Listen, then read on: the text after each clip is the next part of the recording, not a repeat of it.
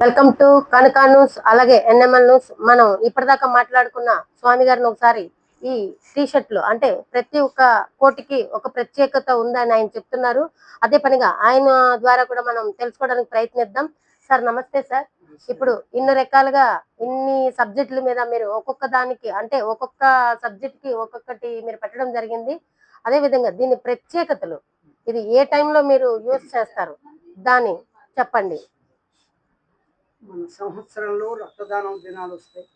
ఉమ్, అవయవ దాన దినం ఉంటుంది, ఉమ్, ఎయిడ్స్ డే ఉంటుంది, ఉమ్, టీబీ అవేర్నెస్ డే ఉంటుంది, ఉమ్, జనాభా నియంత్రణ దినం ఉంటుంది. ఉమ్. ఇలా చెప్పండి సార్. 360 రోజుల్లో కూడా సామాజిక ప్రయోజనకరమైనటువంటి డేట్స్ ఉన్నాయి. ఉహు, దానికి తగ్గట్టుగా ప్రతిదీ 30 సబ్జెక్టులలో నేను అనుభవాన్ని సంపాదించాను. ఓకే. అది మొట్టమొదటి ఏమిటి అంటే, ఉమ్, నా వయసు ఇప్పుడు 73 సంవత్సరాలు. ఆ, సార్. నేను బిఏ 1977లో చదువుతున్నప్పుడు దివిసీమ ఉప్పు వచ్చింది. ఉహు, అప్పుడు నేను సోషల్ సర్వీస్ సెక్రటరీని. ఉమ్, అందుకు నా బాధ్యతగా ఉమ్, బట్టలను చుట్టుపక్కల గ్రామాల్లో కలెక్ట్ చేసి లారీ బట్టలు పట్టుకెళ్ళి అక్కడ వారికి దానం చేస్తూ, ఉహు, అక్కడ శవాల దానం చేస్తూ ఉంటే తెల్లవారి దివిసీమలో సూర్యుని చూసి, ఉమ్, సూర్యదేవ ఉమ్, ప్రతిదినము 24 గంటల కాలం ప్రతి జీవికి ఇచ్చాం. ఉమ్, 8 గంటల కాలము ఆహార నిద్ర మైదునాలకి చాలు. ఉమ్, ఉన్న 8 గంటల కాలము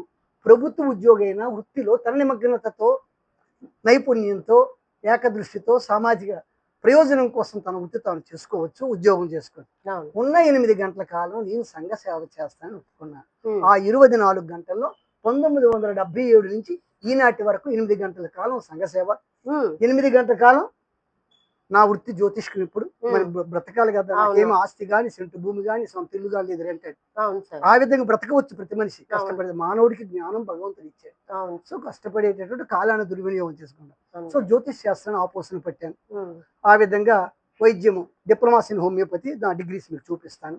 సో అనాటమీ, ఫిజియాలజీ, పారాసైటాలజీ నేర్చుకోవాలని చెప్పి అన్ని బుక్స్ కూడా తిరగేసేసాను. ఉమ్, తిరిగేసి ఐ లెర్న్డ్ ఉమ్, అంటే I must be equal more than MBBS. Okay. అలాగైనప్పుడే సేవ చేస్తాను, డబ్బు కోసం కాదండి, సంపాదించలేదు నేనేమి. ఇవన్నీ సన్మానాలండి, దయించి జ్యోతిష్కంలో ఇవి ఉన్నవి నాకు కాదు. అయితే ఏమైందంటే ప్రతి కోటికి కూడా చూడంగానే ఉమ్, ప్రజల్లో ఒక చైతన్యం వస్తుంది. ఉమ్, ఇది చూసారా, అందులో డైలాగ్స్ ఉంటాయి, ఉమ్, పోలియో చుక్కను వేసుకోవాలని చెప్పి. ఉమ్, అవును. ఆ పోలియో ఎందుకు ఉంది, పోలియో చుక్క ఆగాబా, పసిజంజి పోలియో చుక్క ఆగాబా అని కొండ భాష నేర్చుకుని వాళ్ళకి చాలా మూఢనమ్మకాలు. ఆదివారమే భారతదేశం మొత్తం ఒకే దినం ఒకేసారి పోలియో చుక్కలు వేస్తే ఎప్పుడు పోలియో ఉండదు అనేది ప్రపంచ రోటరీ ఇంటర్నేషనల్లో నాకు ఇక్కడ డిస్ట్రిక్ట్ చైర్పర్సన్గా, అంటే ఉచితం అండి, జీతాలు ఉండవు. ఆ విధంగా ఇస్తే దాని నేను పోలియో నివారణ ఈ జిల్లాకి చేశాను 30 సంవత్సరాల క్రితం నుంచి. సో ఇప్పుడు ఒక్క పోలియో లేదు. ఓకే. నేను ఇప్పటికీ రోటరీ ఇంటర్నేషనల్లో, రోటరీలో నాకు చాలా ఆ సర్టిఫికేట్స్ చూపిస్తాను. Rotary international has given lot of certificates about removal of the polio. ఇక నా పుట్టినరోజు ఎయిడ్స్ డే, December 1, 1953. ఉహు, కాబట్టి ఈ దేశంలో ఎయిడ్స్ ఉండకూడదు. సీతారాముల జీవన గమనం, ఎయిడ్స్ నివారణకు రామబాణం, కలుషితమైన సూదులు కడుపు నిండా వ్యాధులు, వద్దు వద్దు సూది మందు ఉంది ఉంది ముందు ముందు ఎయిడ్స్ వ్యాధి, పరసని శృంగారం హెచ్ఐవి బంగారం, పరపురుష శృంగారం ఎయిడ్స్ రహదారి, ఏకపత్ని వ్రతం పాటించండి, ఏకపతివ్రతం పాటించండి. ఏ పుణ్యభూమి భారతదేశమో, ఏ ప్రపంచ దేశాలకు ఆధ్యాత్మిక నేరనిచ్చిందో అటువంటి పుణ్యభూమి నేడు అంతర్జాతీయ ఎయిడ్స్ కేంద్రం కాకుండా ప్రతి పౌరుని యొక్క బాధ్యతని సంతలు ఒకే వారంలో 1,00,000 మందిని కలవగలను. ఎందుకంటే మన జిల్లాలో 7 సంతలు ఉన్నాయి. అవును. శనివారం నాడు ఇక్కడే ఆంధ్రవలస పక్కన, సీతంపేట సోమవారం, ఆదివారం నరసన్నపేట, మొత్తం నరసన్నపేట పక్క ఊర్లో లక్ష్మీవారం. సంతల్లో ఒక్కసారి 15-20 వేల మందికి ఒకేసారి వాళ్ళ సబ్జెక్ట్ ఇచ్చేవచ్చు. ఉమ్, అలా I created lot of awareness, just 30 types of subjects. Um, subjects 30 కానీ కోట్లు 80 ఉన్నాయంటే ఇమీడియట్ గా రెస్పాన్స్ అయ్యేది, డైలాగ్ మారిపోద్ది. ఉమ్, ఇప్పుడు లోక్ అదాలత్ జ్యుడిషియల్ లో పనిచేస్తున్నాను.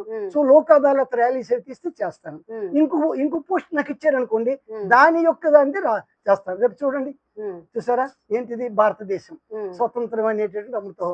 ఉమ్, ప్రతి దానికి కూడా దేనికి దానికే ఉంటుంది. అంటే దేశభక్తి కావాలి, ఉమ్, ఈ దేశభక్తి కోటండి ఇది.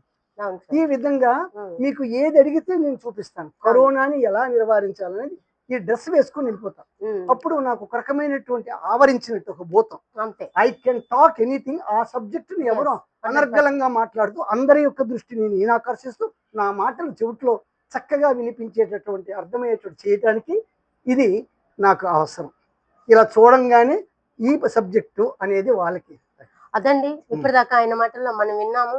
అలాగే ఆయన సంతలు అన్నది ఏంటంటే మన కొన్ని గ్రామాల్లో కొన్ని ఊర్లలో మనం సండే మార్కెట్స్ అంటాం కదా, అలాగా సంతల్లో అంటే కొన్ని వేల మంది ఆ రోజు అక్కడ ఓకే. ప్రత్యేకంగా కొన్ని వాళ్ళు నిత్యావసరం సరుకుల కోసం ఆ సంతకొచ్చి దగ్గర దాదాపు 1000 మంది 1500 మంది ఉన్న దగ్గరలో ఆయన ఆ సబ్జెక్ట్ ప్రకారంగా ఏదైతే నేను ఈ బ్లడ్ డొనేషన్ గురించి మాట్లాడాలి లేదా ఈ ఆరోగ్య పరికరం కోసం మాట్లాడాలన్నప్పుడు ఆయన ఆ డ్రెస్ ని ధరించి ఏదైతే చెప్పాలని ప్రజల దగ్గరికి వెళ్ళాలనుకుంటారో అదే డ్రెస్ ని ధరించి ఆయన స్ఫూర్తితో 10 మందికి మన గురించి మనం చెప్దాము, ఇంకొకరికి చెప్పాలి అన్న సబ్జెక్ట్ తో ప్రతి సండే అలాగే కొన్ని వారాలు నియమంతలు ఉంటాయండి ఇక్కడ సంతలకి.